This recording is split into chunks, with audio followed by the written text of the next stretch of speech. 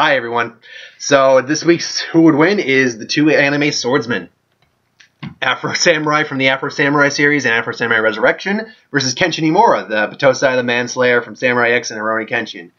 And, I have a prop today to, demonstrate my love and affection for these two individuals. Now, I didn't watch a lot of Afro Samurai, the first series. I actually did watch Resurrection, and that was pretty damn good. I watched a little bit of Afro Samurai. That was pretty good. But I only watched a little bit. They were both really good, though. But I really liked Rurouni Kenshin and Samurai. Well, I didn't watch Samurai X, unfortunately. And we're talking about Rurouni Kenshin. We're not talking about the horrible dubbed Samurai X version of Rurouni Kenshin. That's just horrible. I'm talking about Rurouni Kenshin. I watched that every day. Well, not every day, but when Toonami was on. Actually, yeah, Toonami used to be every day. I remember that. And I believe for a while that means Kenshin was on every day for a while. So I did watch it nearly every day for a while. And that was back when Toonami was Toonami, man. Back in the golden age of Toonami. Then Toonami left.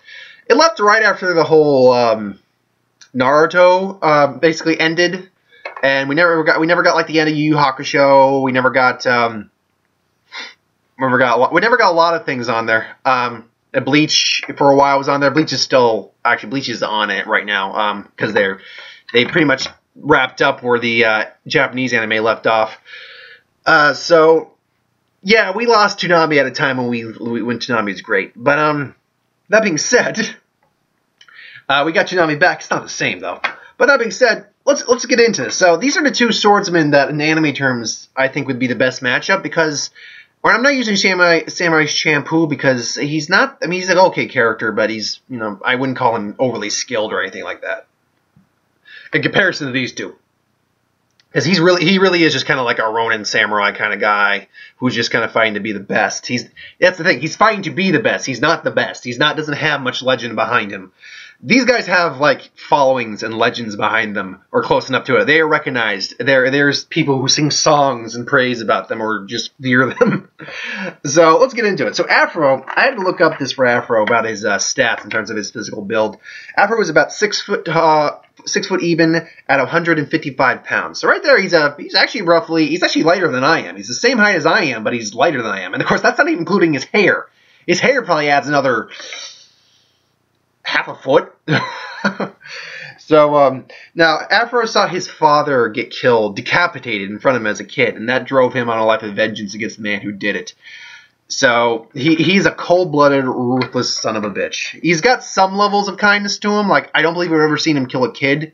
Again, it's been years since I watched the series, so forgive me if I'm getting that wrong. In the manga, he did kill his lover and his friend. He killed his friend with his lover's comb by shoving it in his throat. So in the manga, he's even more actually, yeah, apparently there's a manga adaptation about this. So he's actually more ruthless than, say, in the anime. But, that's what makes the anime a bit more likable, I think. So, that being said, he is single-minded in his vengeance. His quest to kill the man who killed his father. And he's not stable. He has an alternate personality about him called Ninja, who is also voiced by Samuel L. Jackson, who is very annoying to him. He is basically everything that Afro isn't, or everything that Afro suppresses, the friendliness, the jovialness, the jokingness. He's everything that Afro kind of just can't be anymore because he's just, so far gone. And it pisses Afro off. So he'll talk to Ninja because he's the only one who can see him because he's only in his head. And, that shows he's not stable. Now, Afro's swordsmanship is extremely proficient, verging on expert, even masterful. I maybe wouldn't go masterful, but he's definitely expert level. He wields up his father's sword, which I had to actually find out what type of sword his sword was, because every time I see a picture of his blade, I'm like, that's too long to be a katana. It's not a katana he wields, and I had to look it up. And based on the look of the sword, the length, the description of it, and how I looked up Japanese swords and descriptions of them, I believe the sword he wields is actually called a tachi. If I'm mispronouncing that name, I could be. I'm sorry, Japanese language. But tachi is actually a longer sword that's. Let's see, the katana is roughly. This is about 3 feet long, give or take. The tachi is a good extra, maybe half a foot to a foot on there, and it's a curved blade as opposed to the katana, which has a very mild curve to it. As you can, as you can see, there's a mild curve to the katana. But the Tachi has a very extreme curve, almost like a hook to it. Like I think one of the descriptions they call it is a fang, is one of the ways they describe it.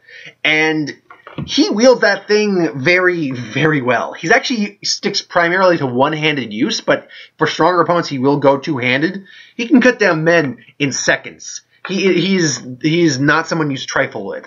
He moves at extremely high speeds. I mean, not like you can't follow Zuma, but you're like watching. It's like I can't do anything about this kind of speeds. He's can deflect crossbows, bolts. He can deflect bullets. This man can get as fast enough, at least in terms of his swordsman skill, to deflect bullets. That's something, when you take any supernatural swordsman out of the equation, that's something that not a lot of anime swordsmen, or swordsmen in general, I think there are a couple of swordsmen in history who can at least deflect bullets a little bit, but, or at least, maybe a lucky shot or something like that. But in anime, that's not something you see a lot of normal human swordsmen capable of doing. So that alone is skill. He's cut missiles in half. He's very skillful. And the man's a physical beast. The man is. I don't know how old he is. I couldn't find his age, but which I'm sure it is somewhere. I just couldn't find it. But because I found out his weight. I found this information out. He punched a man twice his size at one point through a wooden wall.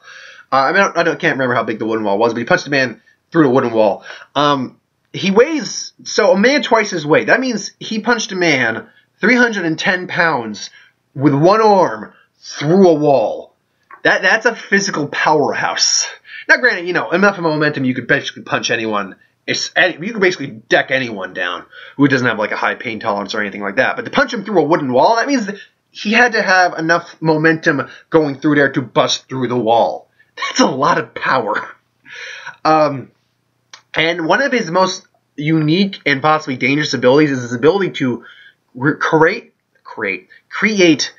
new sword abilities, new sword techniques on the fly through his subconscious, through training with the Swordmaster, who I believe trained his father. So the ability to create new techniques on the fly is spontaneous and dangerous. And if you're spontaneous in a fight, you are a dangerous a human. And being unpredictable is the most dangerous thing you can be in a fight, really. So that just is, he's not someone you fuck with. He's just not someone you fuck with. His testaments include killing a clone of his father, beating, what was his name? The guy who basically was the #1 in the first Afro Samurai. He's beaten a lot of high-profile beings. But he's not invincible. In fact, he's gotten his ass kicked a couple times. He lost the #1 headband in Afro Samurai Resurrection, so he had to go and get the #2 headband so he could get the #1 headband back, which was stupid.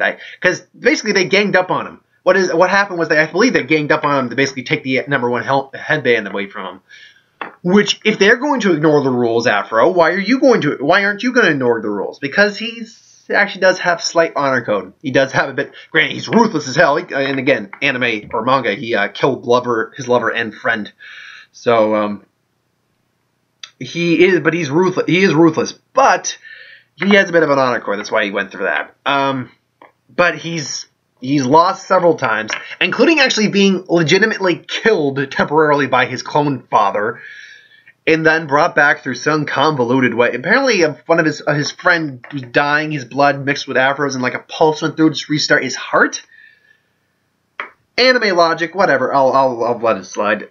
So Afro is not invincible. In fact, Afro has been killed. But that being said, you cannot overlook the fact that Afro in the long haul is a man you do not mess with. You really don't mess with. So that is Afro. Now Kenshin's a bit more of a different story. Kenshin, see, where Afro has limited knowledge based on the limited run of the series that he's been in. Kenshin has a lot of info on him. A lot. So Kenshin, first off, is a good almost foot shorter than Afro and 50 pounds lighter. He's only 5'1", and I had to do the conversion online for the centimeters of kilograms. So he's 5'1", 105 pounds. Kenshin is like, it's always been mentioned that he's a very slender, very lithe individual, but he is short, folks. In fact, Sammy's actually only 5 foot tall, from what I know. So he's only an inch taller than Sammy. So wow. So he's a wandering samurai. He's a known manslayer.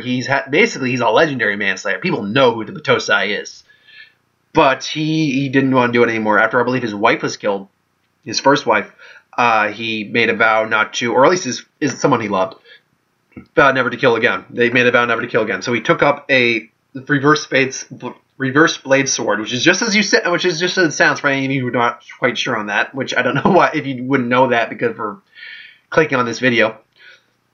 But a reverse sword, obviously the blade is reversed. Blade's on the inside of the sword, so he uses it as a sword to protect. Even though the interesting thing is the philosophy of his sword style, which is actually very interesting. When I'm looking up his techniques, the philosophy of the Hiten Mitsurugi Ryu style. It's dealing with a lot of understanding about the concept of life, death, what your purpose is, and understanding that the sword is a weapon to kill, is not a weapon to protect.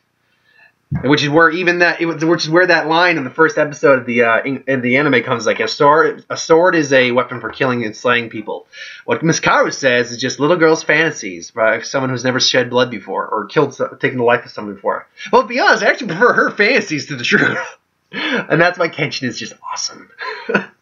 But Kenshin, he's actually a very kind, pacifist individual. He really doesn't want to fight if he has to, but when he does, he fights to protect. He does not fight to kill. He's almost never fights to kill.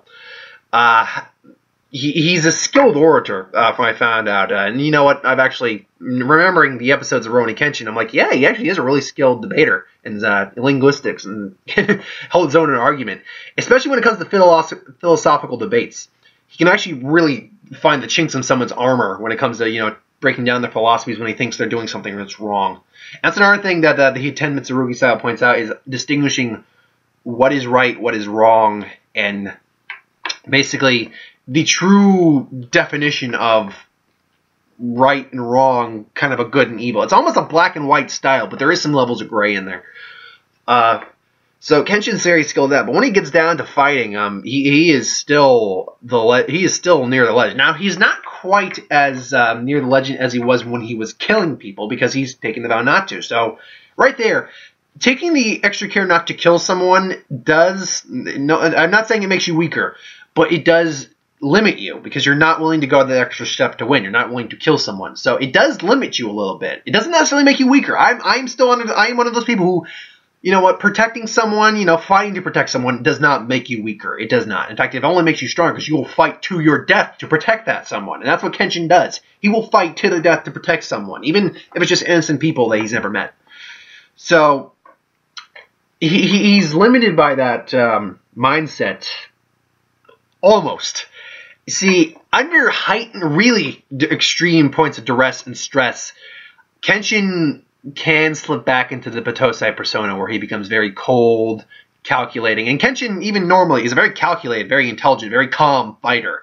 Except he can be intense too. His rage, it helps fight his fighting style too. But when he goes into Batosai, his rage is a cold, burning flame. His rage is something that his cold heart, his cold stare, it's the Batosai that's willing. He will flip the blade and possibly take a life. That's how far he'll go if he slips into the Batosai. It's possible he can slip back to. He can still restrain himself in the Batosai, but he's a little more lenient on that rule after that. Now, when it comes to his actual sword style, the Hiten Mitsurugi deals with hyper-speed combat. He can move faster than the eye can see. That's how fast he can move. And yet there's even people faster than him in that universe. There was a kid who was, I believe the technique was called the Sukuchi. That's what it's called, I believe. Who was faster than him. That's how fast he is. The sword's technique surpasses the Hiten Mitsurugi style in terms of speed. But that being said, it's called Godspeed for a reason. I believe that's what its actual term is, the Godspeed. And Godspeed Dragon, or more or less. Because forgive me if I get some translations wrong. But more or less, Hiten Mitsurugi style Ryu translates into the hypersonic dragon, Godspeed, more or less. He is literally faster than the blink of the eye for most people. So that's what it is. And because it actually fits Kenshin a bit more than normal because of his lithe build. Even though the Hiten Mitsurugi style we'll get to the final technique that hits Hitotsurugi style, but his master is a far more larger, bulkier individual, and it complements him actually more than Kenshin. Believe it or not, Kenshin's not the strongest individual in the whole Rurouni Kenshin series. His master is the strongest individual in the whole Rurouni Kenshin series. So, right there, he's faster than just about anyone you could come up against. He can move. He can, like I said, Afro can take out guys in a second. Kenshin can take out guys in a second. He has a laundry list of techniques, including the ability to cut through steel. Kenshin has actually stated that he can cut through steel, but he can't use the technique underwater. It's a ability only master swordsmen are really capable of doing, and you see it in animes all the time. I've never actually known of anyone capable of really doing it in real life. If you actually know of the history of someone capable of doing that, I'd really like to hear that, because ancient Japanese history actually fascinates me a lot, especially swordsmen. Samurai history is I'm really a big fan of.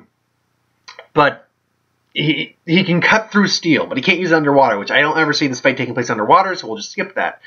And he's a Bada Jutsu master. Now, Bada Jutsu, for those of you who don't know or didn't watch the anime, is essentially when you have the sword, you hold it behind you or in some fashion, and you basically, it's a quick draw technique, what it is. Now, the way the quick draw works is that the sword blade, the blade end of the sword, presses against the edge of the sheath, of the scabbard.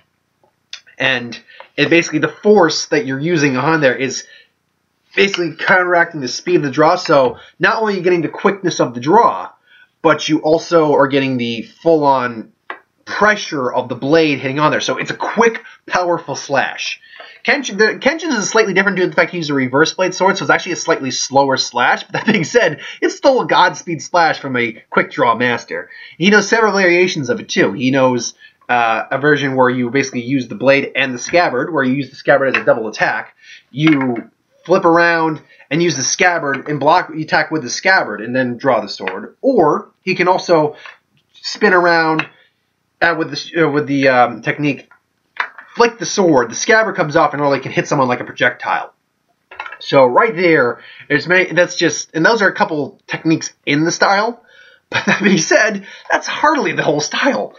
We get into a laundry list of techniques for the Hitotsurugi. He has the Ryu Sen, which is essentially a downward slash that hits either the shoulder or the head. In Kenshin's case, used to knock someone out.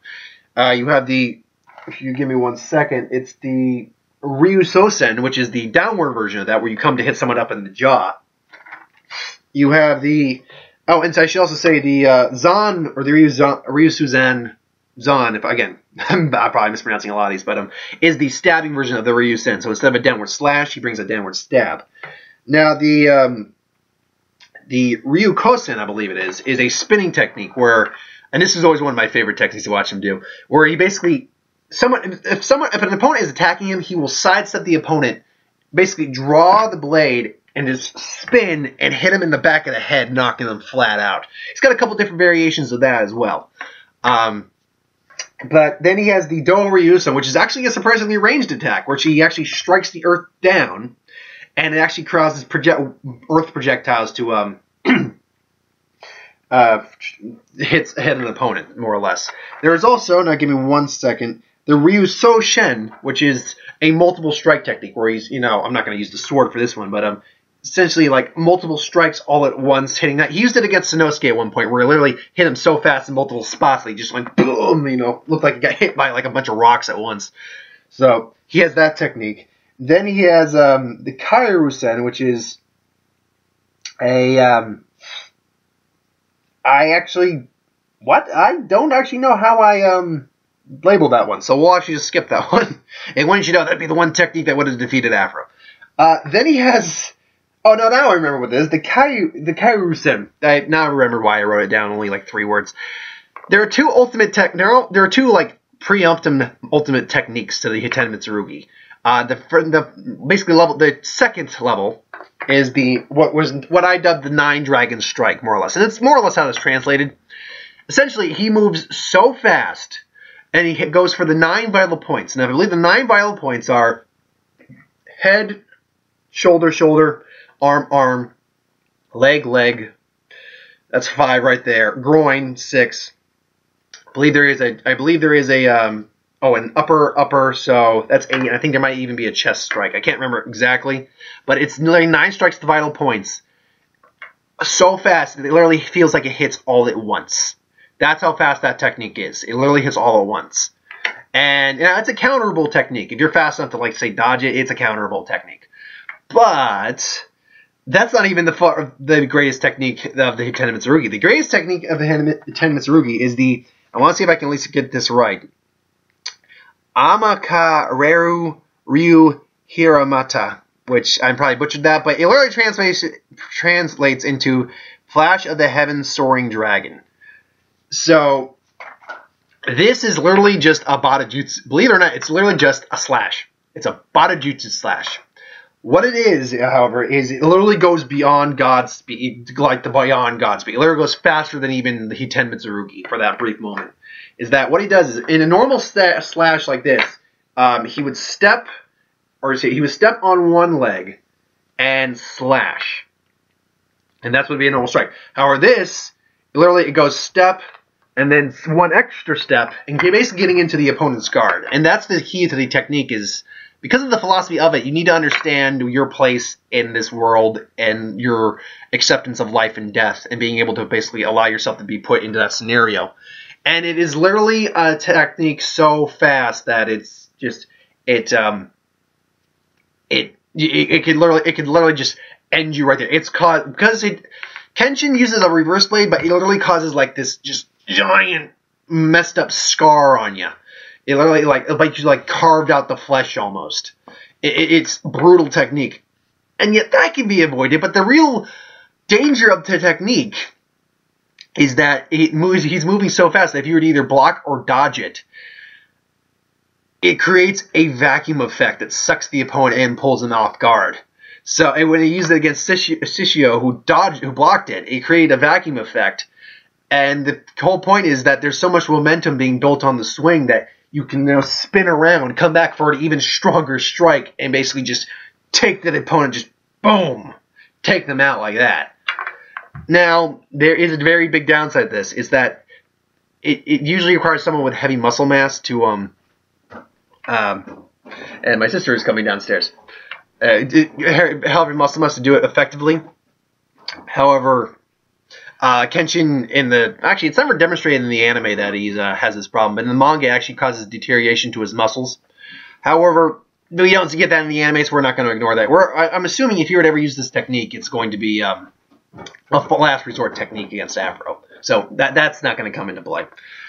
So right there, it's the ultimate technique for the Hiten Mitsurugi. So it's literally something that it's a last resort, but if used, it's something very few people can really dodge or counter or anything like that. Now, Kenshin, he's not perfect either. He has, and here's the thing about Kenshin. He's never been killed, first off. He's not, except if you go with that OVA where he died of the plague, and that's not being killed. That's dying of the plague, and that's... No, we're not going to use that. Not a lot of people like that anyway. But Kenshin, as far as I know, has never really officially lost a fight. I mean, he's kind of had to retreat due to a problem or other, like when his sword got broken, but he's never actually had kind of lost a fight at all. But, he's still not perfect. I mean, he doesn't want to fight Yasu. He has been injured multiple times. In fact, against, what was it? Not Aoshi. His old enemy from the wars, who's a police officer now. I can't remember his name, but he kicked his ass when they met again until he went Batosai again and started kicking his ass again, and it was kind of evened. Excuse me. So, Kenshin's not perfect either, but Kenshin's has not died. Besides that OVA, which we're not going with. I don't like that. So, that's my thoughts on their stats abilities. That took a lot longer than I expected, probably due to the fact that it's there's a laundry list of abilities to go over. So right now I can't say we're gonna ignore his whole Kenshin's vow not to kill, but it's gonna play a factor. Especially if he goes into Batosai, it could play a factor where he might choose to try to kill. But in this weird scenario, I see that Afro and Kenshin are going to, just cross paths. Kenshin's going to be in the way. Let's just say, for sake of sakes, that Kenshin somehow got a hold of a headband. It's like, oh, this has the number 2 on it. I am number 2. Oro, which is his little thing he says in the Japanese version. And then he's like, I want the headband. It's like, oh, well, you can have it. No, he's like, well, what? This one doesn't want to cause any trouble. And then, Afro's going to go after him. Now, it could start off more 1 of 2. I don't see Kenshin giving up his sheath right off the bat, especially since his sheath is, or his scabbard is going to be one of the key things for his techniques. So that whole drawing the blade and, drawing the blade from the scabbard and throwing the scabbard at him, I don't think he's going to use that technique at all. Now, Afro is fast, but I'm sorry, Kenshin's faster. Kenshin is just, he's a speed demon, man. He is far quicker and more agile. That's what the Hiten Mitsurugi is based off of. So right there, he has a speed advantage over Afro. But let's be clear, I've never seen Kenshin block gunfire. In fact, when the whole Oni Wabon group scenario was taken back, when they were going into the castle and a Gatling gun was brought out, Kenshin avoided the Gatling gun. Kenshin didn't want to go up against the Gatling gun because he knew he probably couldn't take it. Afro was blocked and destroyed bullets, gunfire. That's something Kenshin's never done. So I actually think in terms of like a close combat sword fighting technique or like just reaction time, he's actually a little faster in terms of just that for Kenshin to deal with. But the Hiten Mitsurugi style also deals with minimal movement, so Kenshin's always prepared for a counterattack. So it's going to be a very even fight for that first part. I see Afro having no problems with, say, like the Ryusen. Most of the Bata Jutsu stuff I don't see him having a problem with. Except maybe the sheath part. The scabbard. Double Bata Jutsu he might have a problem with. And Kenshin can do it in such force that he can actually break an arm. So, but that being said, Afro is far stronger than Kenshin. And Kenshin's fought guys stronger than him all the time, physically speaking. But Afro is physically stronger and a far more physically fit foe than some of his other opponents. So, I don't know. If Afro could maybe try to overpower him, and just, if they get caught in a clash, he could easily probably actually overpower him. But the Kenshin would probably back off for a little bit and try to reassess this. Now, the thing that's going to really play a factor in this is if... because I can honestly say what kind of techniques Afro would come up on the fly, because he can invent new techniques on the fly. That's not something you can really prepare for, or I can really judge. So right there, that's going to throw Kenshin for a loop. He might even injure Kenshin in that way. But Kenshin is a very, he's cautious in this fight because his technique allows him to, be on guard almost all the time, while at the same time being able to counterattack. I don't see many. I think one of the whole Doryu thing, where throwing the earth, that ain't going to do anything. One thing I forgot to mention is that Kenshin can sheath his sword so fast he can actually create a minor shockwave to stun an opponent. So that could throw him off. Afro, that could be music, and then technique comes. Maybe Kenshin gets a hit in, but I don't think that's going to play. I think in terms of all of Kenshin's most go-to techniques, it's not going to be that big of a concern for Afro. I think they're going to be pretty evenly matched. Especially since Afro is far more, I wouldn't say he's ruthless, but he's just in terms of his drive and, he doesn't care. He wants just to kill Kenshin just to get that headband. He's probably going to be a bit more driven than Kenshin. Kenshin's going to be more for protecting people, and if there's no one there, he's just going to be like, trying to protect himself. And that's what the reverse blade sword is actually for. It's for more of a defensive offense. So I think they're going to be pretty evenly matched. So the shockwave might stun him a bit. Now, Afro has no pinnacle technique. Let's be clear about that. Afro has no real pinnacle technique to be like, my final technique. No, he has none of that. So he's just a skilled guy who's doing that. Kenshin actually has techniques to him. And while I don't think many of them would factor in very well, his other two, the Nine Dragon Strike might throw Afro for a loop. Because as fast as Afro is, if literally the sword is literally hitting 9 points simultaneously, it's moving so fast, Afro I don't think can hit to block 9 simultaneous strikes. He can block gunfire, but let's be clear. Not all those bullets are hit. There's not a wall of bullets and he's just going like shing, even though he could possibly do that. He's not going like do. There's not a bullet there, and he's just going do all at once. So he's not doing that. So for 9 strikes simultaneously, yeah, I think that might actually factor in. And I don't think Afro can block all. Actually, he might be able to block a couple of them, like maybe just swing and like maybe block the top half. but like he's going to be hit some way or another, I think. So he's going to be like, and one of the points of the technique is actually like, you know, throw you back, just so that will easily stun Afro. But if that don't work, we then have the final one. I'm not going to pronounce the Japanese one. Flash of the Heaven Soaring Dragon. And then, as his enter said, the dragon's fang is the most dangerous part. If Afro is somehow, if Afro somehow manages to block that strike, or, you know, miss the strike, he's done. Unless he maybe somehow jumps over Kenshin, which in this case, Kenshin will just swing back and maybe hit him again. Because that's what Afro is, I mean, he's agile, but he's not going to be like jumping 10 feet over there. He's going to be more like jump, maybe be a couple feet there, but because of the, you know, the force behind the swing, Kenshin's going to come back and maybe hit him again, and then that will probably, you know, throw him back. But that being said, that's a very strong if, because let's be clear, as I said, Kenshin on his own can move faster than the blink of eye, faster than the human eye can see. And the final technique moves beyond that speed. So I honestly don't think Afro can take on that speed, even though he can block bullets, which do also move faster than the speed of the eye. Beyond God's speed, I don't think he can, you know, and knowing Afro, I don't think he would actually try to avoid the strike. That's the thing. In terms of Afro's personality, I think he tried to overpower someone a little bit, and therefore block the strike, and that would be his undoing.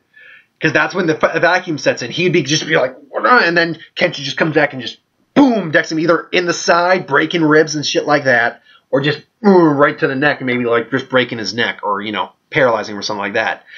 And this is also not factoring in the fact that if Batosai's persona gets involved, it's all, I'm sorry. If we include final techniques, those two final techniques with a Batosai persona going into the play, it's game over for Afro, I think. As ruthless as Afro is, and Afro is ruthless, he's also not stable. Now, you can make the argument Kenshin's not stable because of that, but Kenshin's not stable for a different reason. Kenshin's not stable because he is a manslayer and he doesn't want to be that part. He's not insane. He's not hearing voices. He's not hallucinating. He just has a killer persona that he tries to suppress. That's all. Afro's actually kind of, you know, a little crazy. He sees people that aren't there. So now you can make the argument that makes him a more dangerous opponent, but I would say that also makes him a little more of a detriment to his fighting. And when you break it down, between these two guys, only one of them is actually considered legendary in their respective universe.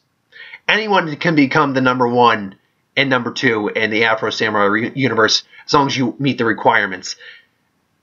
Batosai, the Manslayer, became a legend for a reason, and he will always remain a legend. You don't always remain the number two or number one in the Afro Samurai universe. You always remain the legend in the Batosai universe, the Manslayer.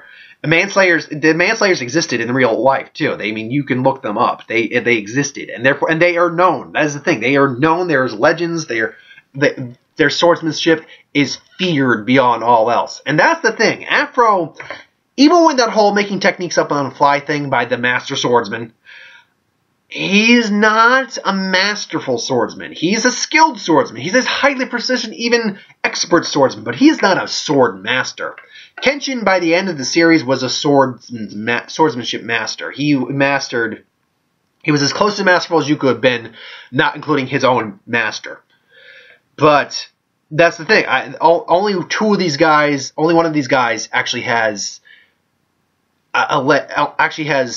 fear behind them. People will actually challenge Afro outright. People will challenge Kenshin too, but then a lot of people fear Kenshin. Surprisingly, not a lot of people fear Afro. That's the thing. If you ever notice that, a lot of people will take on Afro just for the sake of trying to take on Afro because they want that either number 2 headband or number 1 headband. Not as many people want to take on Kenshin. They don't. In fact, a lot of people are actually hesitant. Even like the people who want to take him on keep their distance. A lot of people will just go after Afro. Have you ever noticed that not a lot of people are actually legitimately afraid of Afro? Some of them are, obviously, but a lot more people are actually afraid of Batosai than Afro. So, honestly, I have to give it to Kenshin, but it's not as close as I would say, but it's as some of the other ones, but I would say it's definitely close. I would definitely give it maybe like a 35-65 in favor of Kenshin. That's what I would think it is. Kenshin definitely holds the edge, but it's a 35-65, I think. So that's my thoughts on the Kenshin versus Afro fight. This video went on really long because I kind of, reiterated a few points I probably shouldn't have, but whatever. And I had to actually redo this video a couple times just to do some errors. And I don't think I will do it again just because my sister, even though my sister came down, it's not like she interrupted the video at all.